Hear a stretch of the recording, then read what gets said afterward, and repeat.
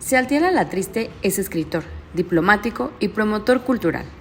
Nació en México en 1949 y estudió Administración de Empresas y Letras Españolas en la UNAM. Más adelante, obtuvo la maestría en Estudios Latinoamericanos en la Universidad de Cambridge. Su labor lo ha llevado a ser director comercial en la editorial Nueva Imagen, coordinador de difusión cultural del Instituto Cultural Helénico, director editorial de Alianza Editorial Mexicana, Grupo Editorial Patria y Alfaguara, México. A lo largo de su trayectoria, ha publicado más de 10 libros, incluyendo Por vivir en Quinto Patio, Quien sepa de amores, Besos pintados de carmín y Cicatrices de la memoria. En la charla casual de hoy, Sealtiel Alatriste conversa acerca de su más reciente novela, Demonios de la culpa.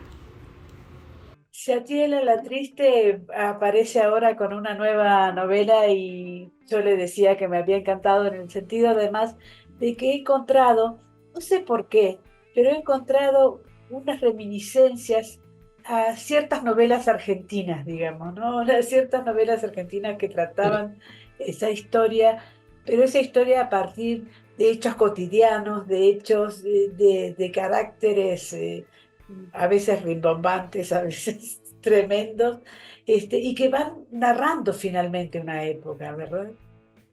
Sí, sí, bueno, primero sobre la literatura argentina quiero decirte que yo soy un lector apasionado de literatura argentina. Ujú. De hecho, mi maestría en estudios latinoamericanos en la Universidad de Cambridge sobre Argentina, Ujú. sobre Borges Ujú. en particular, y tuve que leer, bueno, mucho a Cortázar, a Dabove, pues a todos, y siempre he seguido la literatura argentina con mucha cercanía, ¿no? Que me parece una gran literatura. A mí me, Bueno, me, me pareció este enfrentamiento entre Raúl y el gran este americano como una especie de duelo borgiano, me pareció. sí, sí, de duelo, de, Sí, de la historia universal de la infamia. sí, exacto. Sí. Sí, sí, bueno, yo por eso pienso que la novela es una especie de western a la mexicana, pero podría ser una historia de gauchos, digamos, si se situara en la Argentina, digamos, en este sentido del valor de la defensa del honor, pero un honor que también encubre la ambición,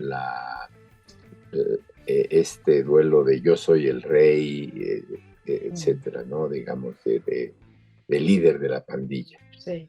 Eh, Sobre y, todo usted además, eh, perdón que lo interrumpa, pero no, sí, eh, plantea esta cosa de apresarse de la mujer como si la mujer fuera un objeto, digamos.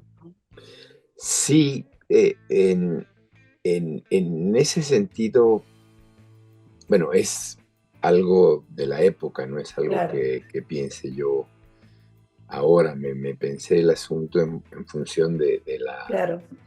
de la situación actual, pero lo que yo intentaba es una recreación de ese momento. Entonces es la mujer también que se coloca en ese lugar, que se va alejando y que es el objeto deseado y amado, y que lo que busca es solamente eso, ser, y que por otro lado le produce una gran soledad, porque hacia el final de la novela ella está profundamente sola y diciendo qué he hecho con esto, ¿no? Y un poco identificándose con Blanche Dubois, de un tranvía llamado Deseo, ¿no? Digamos, no quiero esto, pero en esto he estado colaborando, ¿no?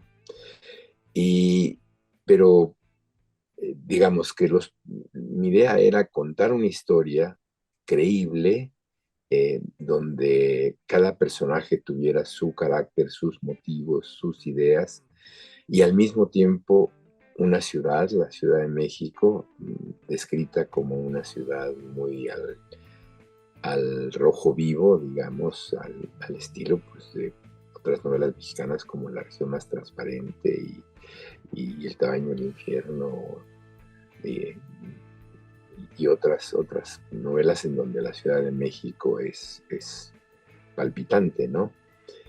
Y atrás de esto, el retrato de una época, como, bueno, haciendo puntuales anotaciones a la historia de México, y no la gran historia de México, que puede ser desde el asesinato de Obregón hasta la muerte de Blanquestela Pavón, digamos, o sea, cómo se van intercalando estos mitos urbanos, callejeros, con la gran historia política de México, y cómo la historia de los hermanos Esponda pues va correspondiendo también a esta época, ¿no? Hace poco le hice una entrevista a Jordi Soler que hablaba precisamente de la belleza de una mujer. También le hice una entrevista a esta chica Ana, que ha hecho una novela histórica con esta Miss México que ha asesinado a su esposo. Sí, Y preguntándonos perfectamente, porque no todas las mujeres son así, pero sí, sí qué corresponde a la mujer cuando tiene tanta belleza, digamos, ¿no? Es decir, hay algo que a veces ahora es muy difícil analizar por el tema del feminismo y tal, pero sí, hay situaciones que son objetivas, que tienen mucha belleza, digamos, y que se sí. enreda a partir de eso, ¿no? Sí, ahí hay un enfrentamiento por- en la novela porque está Gladys, esta mujer que es muy bella, ¿no? Así se le escribe, sobre todo muy bella, muy sensual, muy atractiva, muy mexicana de la época. Creo que uno la puede ver como una mujer de los años 50, Claro, ¿no? Una rumbera del cine mexicano tal cual, muy, muy atractiva, pero también un hombre muy guapo, ¿no? O sí, sea, Tomás, Tomás ¿no? Pellicer Sí. es un Adonis, y un poco pareciera que los dos se están un poco condenados a asumir ese papel derivado de su belleza, porque Tomás Pellicer, aunque se dice que no se siente guapo, bueno, que no le da, el momento es que no le da mucha importancia, pero asume las consecuencias, ¿no? Exacto. En esa frase traté yo de poner eh, eh, que acepta pues lo que el destino le pone. Y también a Gladys, porque Gladys lo que quiere, como se dice, lo que le gusta es seducir a los hombres nada más, Sí, ponerlos a sus pies, ¿no? O sí. sea, es toda su intención, que es una condición también muy de la época, digamos, que las mujeres guapas pusieran a los hombres a sus pies, aunque tuvieran que pagar las consecuencias de ponerlos a sus pies, ¿no? Entonces, eh, pues la novela trata de encontrar ciertos mitos mexicanos, ciertas costumbres, ¿no? Parte de eso, de que hay una mitología nacional y que vale la pena explotarla no como arquetipos, sino como seres humanos que asumen el rol de esos mitos, ¿no? O sea, Armando, pues que es un chico inteligente y trabajador, poco tímido y medio, en algún momento hasta timorato, de repente asume el rol de líder de la pandilla sin más porque le toca el rol del jefe de la pandilla, ¿no?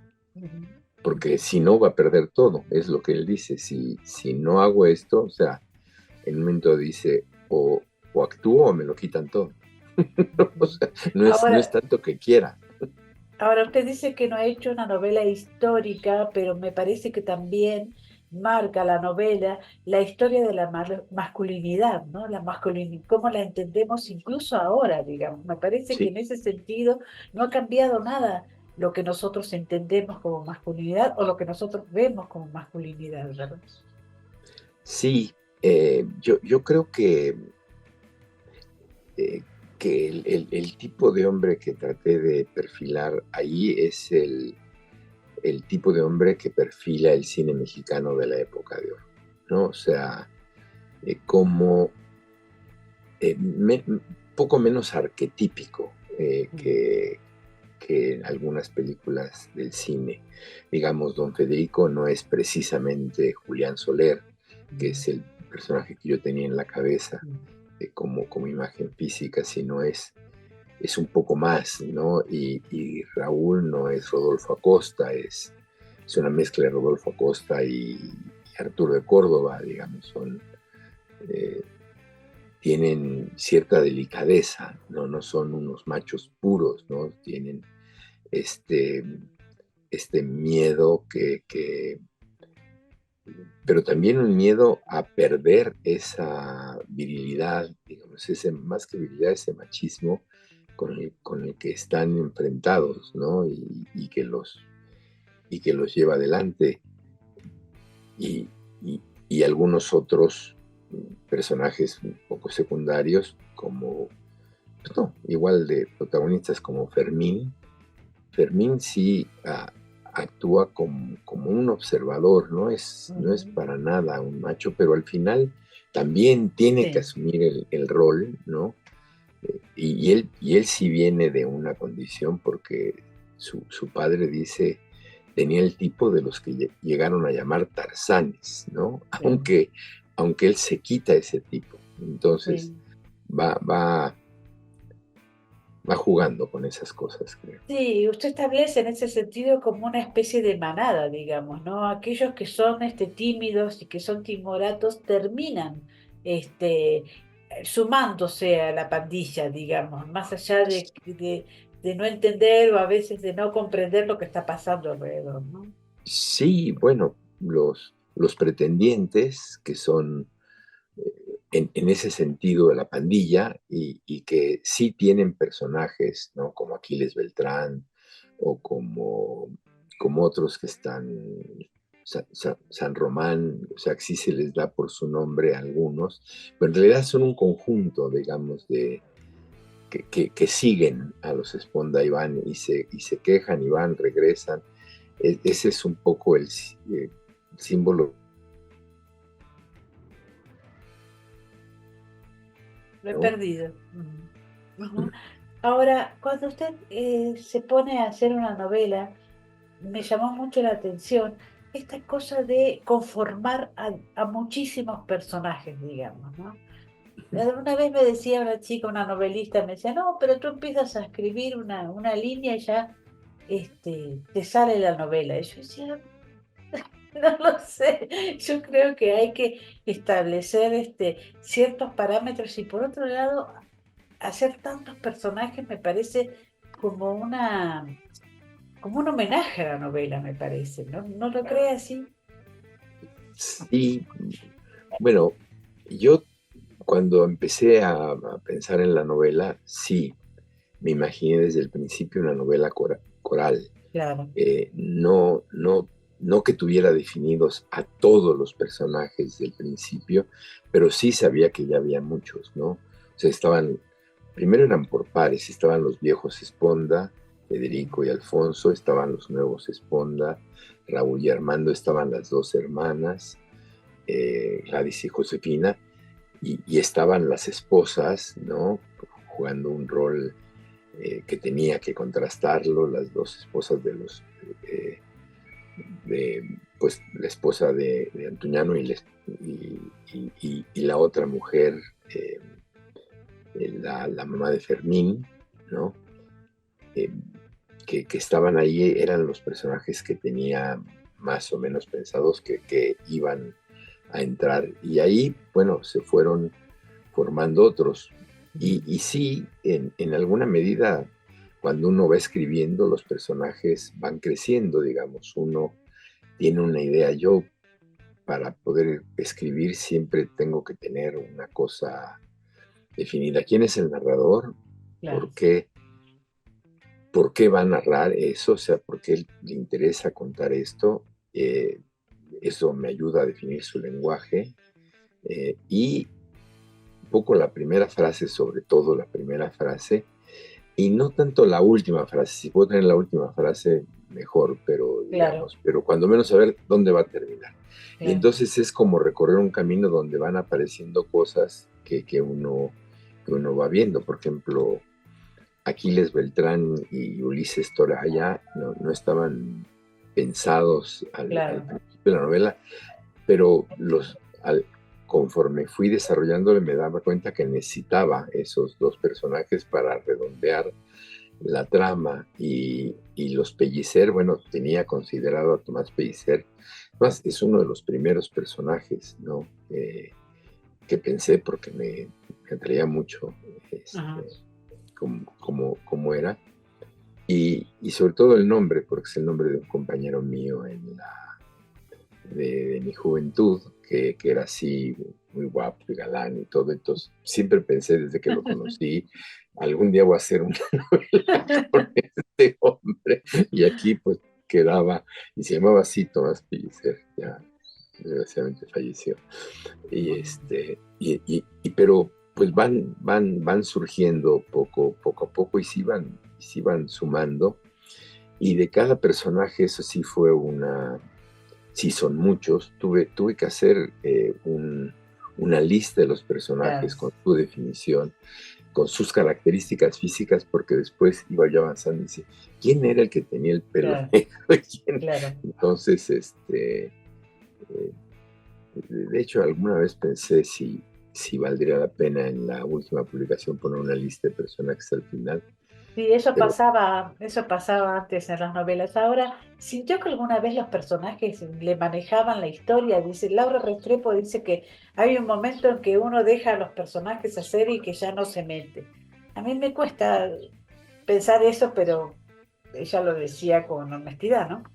no, sí es así. Yo, por ejemplo, hace muchos años empecé a escribir una novela que publiqué, que se llama Tan por diosero el cuerpo, que era la historia de un viejo que quiere seducir a una solterona que guarda el dinero abajo del colchón. Es más o menos en la misma época que me produce un atractivo, quién sabe por qué. Y, y de repente la estaba escribiendo y entonces, bueno, ella tuvo un padre, ahora está muerta y es solterona, el tipo está muerto. Pues yo dije, en algún momento, narrando la novela, me di cuenta quién era este padre, lo tuve que poner, y cuando lo puse y lo vi, cambió la historia, ¿no? Porque entonces ya no era nada más esta historia, sino la relación del que quiere seducir a la mujer que tuvo con ese padre. Y entonces la novela se fue por otro camino, y no tanto así de que uno los deja hacer, porque tampoco, ¿no? Es un poco una exageración, pero sí, cuando aparecen los personajes y uno va escribiendo, se va modificando un poco, uno va tomando conciencia de la novela, ¿no? Yo por eso muchas veces he dicho que escribir se parece más a la escultura que a la pintura, ¿no? O sea, Claro, uno tiene un bloque, como decía Miguel Ángel, uno tiene un bloque de mármol del sí, que hay que ir sacando la figura que está dentro, ¿no? sí. Entonces uno tiene una idea eh, así global, grande, de la que va afinando la historia que está dentro de esa idea informe, ¿no? Sí, Eso sí. me parece a mí más cercano a la Eso, realidad, cuando menos mi escritura. eso es cierto. Ahora, cuando la pasó al editor, tuvo que cortar mucho o quedó la novela tal cual estaba? No, la primera versión de la novela era mucho más larga, tenía Claro, como 200 páginas más. claro. Yo la recorté, Ujú. yo de inicio empecé a quitar bastantes cosas. Después, a la primera lectura de mi agente, Guillermo Shavelson, y de un amigo mío que siempre me ayuda a leer la novela, conversando con ellos, sí le quité otra, otra Claro. parte. Y ya con el editor le quité todavía algunas cosas, ¿no? Pero ya Romeo Tello es el editor, ya con él afinamos cosas y le quitamos y creo que la dejamos muy centrada. todas las partes que le quité al principio, yo un poco sabía que las iba a quitar, Sí. pero yo las necesitaba para, para poder redondear mis ideas. Por ejemplo, cuando aparecen los celos de Raúl Esponda, que se ha casado con Gladys antes, y, y, y que eran el anuncio de que se la van a robar, o sea, él sospecha que eso va a pasar, ya lo sabe, digamos, que tiene que enfrentar a ello y por eso está celoso. Escribí una escena donde van al estreno de la película Él, de Luis Buñuel, que es la película prototípica de un celoso, que es una gran película, interpretada por Arturo de Córdoba, y entonces, curiosamente, el estreno, que ya averigüé, pero yo se daba en esos años, en el estreno del Cine Teresa, ¿no? Entonces yo dije, claro, entonces escribí como 3 o 4 páginas donde los personajes asisten al estreno de él, entonces escribí el Cine Teresa, cómo era, y mucho de lo que yo me acordaba, y ya después de escena, entonces ya tenía yo los celos de Raúl bien puestos, y puse unos pesos y quité toda la escena, ¿no? porque, porque era, pues sí, una escena de trabajo, ¿no? Que me gustaba, Mónica, me gustaba mucho, pero siempre me acuerdo de un consejo que me dio mi maestro José Luis González, el gran escritor puertorriqueño. Me dijo, mira, al final a una novela hay que quitarle lo que más te gusta. Eso es cierto, eso es cierto. Ahora, hay una relación entre Gladys y su hermana que carece totalmente de sororidad, digamos, ¿no? Como uno ahora está pensando en que si las mujeres somos solidarias con las mujeres, cuando le dice, vas a perseguir a esa puta y le plantea a Armando una situación que es debatible, digamos, ¿no? Es decir, ¿cómo vas Sí, a ir a pelear por algo que le hizo a Raúl y no te hizo a ti, y me dejas a mí sola con mis hijos, digamos, ¿no? Eso sí, me pareció como como un debate dentro de la novela muy sustancial. sí. Eh, ahí todos los personajes de repente tienen que optar entre su deber familiar o filial, eh, y la ambición, ¿no? O Claro. sea, la tentación que dice la contraportada, quien no cede a una gran tentación no era digno de ella, ¿no? Por ejemplo, Armando, Tomás Pellicer es amigo de Raúl, lo estima, se corrió parrandas en Los Ángeles y todas estas cosas. Y de repente se da cuenta que está casado con Gladys y tiene que optar entre la pasión que le produce Gladys y la Claro. amistad, ¿no? O sea, siempre hay esto. Y a Armando se le presenta de otra manera, entre la solidaridad con su hermano, la solidaridad con su familia, y atrás de esto, el triunfo, la ambición, siempre está, el triunfo o la ambición. Y la misma Josefina ahí se queja, pero en otro momento opta por su propia ambición cuando decide, pues, prácticamente vender a su hermana, ¿no? Sí, Exhibirla. Cobra porque la entren a ver desnuda, ¿no? sí. Entonces, eh, y, y cuando los dos hermanos se juegan el billete de lotería, un poco lo mismo, digamos, está entre la hermandad, ¿no? Es decir, no compartir el billete e imponerse al hermano, ¿no? Claro. Sí. Esa y conjuntamente una cosa que también me parece que en la novela está, ¿qué significa triunfar y perder? Mm. ¿No? ¿Qué significa lograr o no lograr? En realidad, quien triunfa, triunfa, no pierde, o no será que el que pierde gana, en fin, que es una maldición que le dice una gitana a Raúl, dijo, no te vayas de Guadalajara porque, si sales de aquí, todo lo que parece un triunfo será una derrota, Ujú. ¿no? Ahora, también es cierto que cuando la hermana vende a su hermana, ahí uno ve la soledad en la que está su hermana. Es Sí, decir, o sea, que ni la propia hermana la proteja, digamos. Es una sí, cosa, sí. es tremenda. Es muy, a mí sí, me pareció muy tremendo y me pareció todavía más tremendo cuando ya va a consolidar que se la va a entregar a Raúl, que la abraza en el taxi, ¿no? Mm, Y Gladys dice, así nos abrazábamos de niñas, mm, ¿no? Y me pareció así que la pobre Gladys sí estaba desamparada y no tenía más recursos que esconderse en su belleza, ¿no? Porque en el fondo ella está escondida dentro de ella, ¿no? sí, sí. Este, Y tampoco comprende, me parece, tanto su belleza, ¿no? Como no, Tomás, es una cosa que tiene un obstáculo para la relación con los demás, ¿no?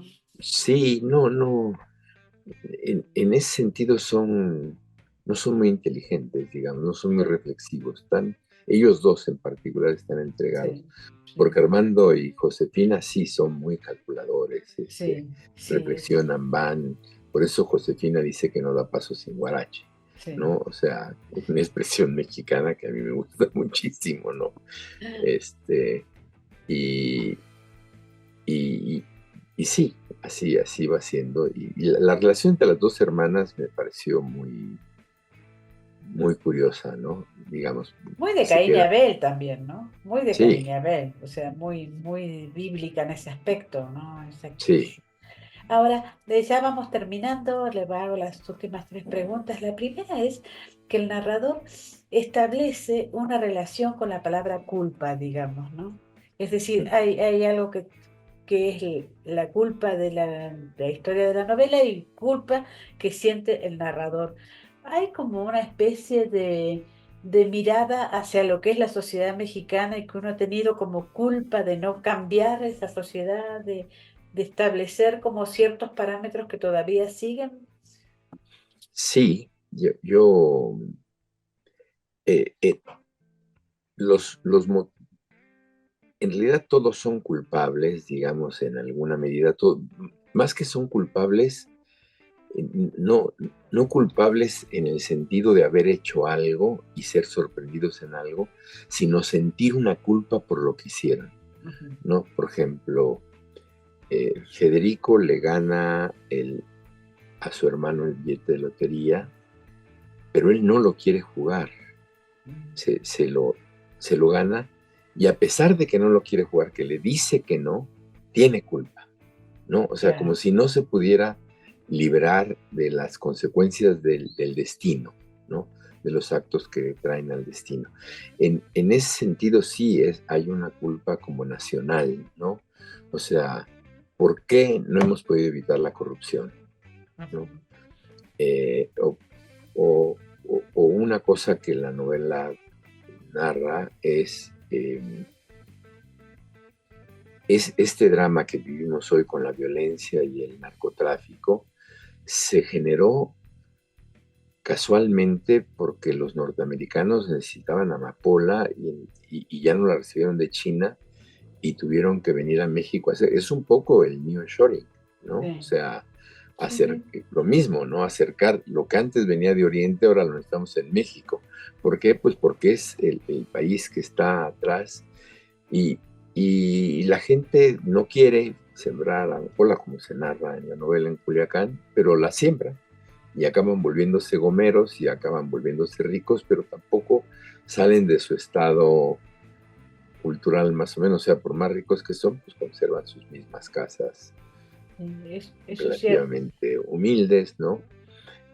Y las pandillas pues van creciendo, en principio no se quieren pelear, pero acaban matándose, ¿no? Sí, O sea, pero matándose auténticamente, a puñaladas, a sí. balazos y todo. Y no era, en principio no era para tanto, ¿no? Mm. Este, pero bueno, así se va desarrollando y creo que un poco eso es lo que le ha pasado a México, sí, va como que hay un impulso que lo va llevando y ahí está, y es como si no nos pudiéramos liberar. Ahora, la segunda pregunta es precisamente por el destino, porque me parece que la novela establece como un vaivén entre el destino y lo que podríamos hacer, digamos, ¿no? No, Sí, no, no, no, no se encara directamente con el destino y el destino es así y no vamos a poder cambiar nada, ¿no? sí, no. El, el destino acaba, digamos, por cumplirse, pero los personajes siempre saben que podrían haberlo cambiado, Perfecto. ¿no? O sea, siempre dicen, yo en tal momento pude haberlo cambiado. En ese sentido, también, pues, mi opinión es un poco borgiano, ¿no? Digamos, en el sentido del jardín de senderos que se bifurca, ¿no? Claro. Siempre hay como llegar a un punto en donde se podría cambiar. Por eso en el jardín se narran todas las opciones, pero cuando no se pueden narrar todas las opciones, nada más se narran las que se asumen y los personajes eh, asumen su destino y, y siempre el destino, por eso me gustaba la palabra, el destino más bien puesto como tentación y no como algo, no como una losa. O sea, Mm, eh, seguir el destino es una tentación, ¿no? Que siempre nos parece una gran tentación, ¿no? ujú. Y uno tiene que ser digno de esa gran tentación. Lo que yo no dije, pero yo me preguntaba, era que no ser digno de una tentación no puede ser resistirse a ella, o sea, Claro. negarla. No, y además por eso plantea usted una novela de decisiones, ¿no? Que Sí, siempre hay decisiones, ¿no? Y una decisión podría cambiar el destino y la otra asumirlo, ¿no? claro. Es cierto. Y eso me sirve, bueno, lo utilicé un poco para hacer la historia amena, ¿no? Digamos, para Claro. que el lector siempre dijera que sigue, ¿no? Yo creo que alguna vez le conté, soy hijo de dibujante de cómic y entonces mis primeras lecturas siempre eran de continuará, ¿no? La próxima semana. Y había que esperarse a ver qué pasaba con todo hasta la siguiente semana, porque ahí sí no había alternativa, no es como ahora voy a echar toda la serie. ¿No? El cómic salía los sábados y hasta el otro sábado, ¿no? Había otra. Y aparte había que juntar para los niños $1 toda la semana. Entonces, esas lecturas que a mí pues, me marcaron, ¿no? Las, las traté de trasladar a la novela para que siempre dijeran, ¿y ahora qué va a pasar? Ya que pasó esto, ¿qué va a pasar? Y bueno, la última pregunta es cómo, es una pregunta general, ¿cómo ve a la literatura mexicana? ¿Lee precisamente a los contemporáneos? A veces es un poco difícil leer a todos, pero ¿cómo la ve en estos momentos? Pues, mire, la veo muy sólida, muy fuerte. No, no leo a todos, porque a nadie le da tiempo de leer a Claro. todos, pero por ejemplo, me parece que la literatura escrita por mujeres es muy sólida, muy fuerte. O sea, creo que nunca había habido un grupo, y yo no creo en la literatura femenina en ese sentido, creo que la Ah, literatura hecha por mujeres, y creo que si está hecha por mujeres tiene un sello como la literatura hecha por hombres tiene un sello, pero que al final es literatura. Y lo que me parece que la literatura hecha por mujeres ahora es muy, muy fuerte, muy sólida, me da muchísimo gusto. Lo que también indica que también hay una generación de lectores, mujeres, que probablemente haya más mujeres que lean ahorita en México que hombres, ¿no? claro. Entonces, sí, eso que me llama mucho la atención porque cuando yo fui editor, hace ya algunos años, me daba cuenta que eso empezaba A a madurar, perfilarse, a ¿no? perfilar. Ujú. Que a finales del siglo pasado, principios de este, de repente las mujeres empezaban, cuando empezó a triunfar Laura Restrepo, que usted citó y todas estas cosas, ya se perfilaba un poco lo de las mujeres, pero ahora me parece que está muy consolidado, pero lo que me da mucho gusto es que las mujeres han respondido con una gran literatura, ¿no? Una literatura personal, enérgica, con temas propios y sin miedo. Eso me parece muy atractivo. Pero también me parece que la literatura en general de, de los jóvenes, bueno, jóvenes en sentido de mi edad, digamos, que tienen 30, 40 años, está muy bien consolidada, va para adelante. Y un poco me duele de la literatura latinoamericana en general que ya una cosa que tratamos de evitar, pero que se perfiló y que ahora ya es aplastante, cómo conocemos muy poco lo que se escribe en otros países, ¿no? O sea, yo, por ejemplo, leí Boquitas Pintadas de Manuel Puig, que compré en la librería del Sótano, la vieja librería del Sótano que estaba en Avenida Juárez, en un sótano precisamente, un edificio que se cayó, un hotel que se cayó en el 85, pues acababa de aparecer en Buenos Aires 5 días antes. O sea, la pude comprar nada más el tiempo que tardó el avión, Claro. ¿no? Y entonces estaba yo muy acostumbrado a leer a Puig, a Cortázar, a conseguir, bueno, a Macedonio Fernández, digamos, Claro. ¿no? O sea, sin mucho problema, digamos, y podía comprar libros de Editorial Corregidor y todas estas cosas. Ahora yo me pregunto, dije, o sea, hasta el Turco Asís leí más o menos con rapidez, digamos, porque llegaban. Pero después, ahorita no sé qué escriben los argentinos. Me entero alguna vez porque Algún ahí premio, alguna... algún sí. premio, alguna cosa de esas, pero digamos ya los argentinos que me interesaban, pero los uruguayos y los peruanos y los chilenos, ¿no? Claro. Eso me da pena porque sospecho que sí, que como la mexicana es una literatura vital, ¿no?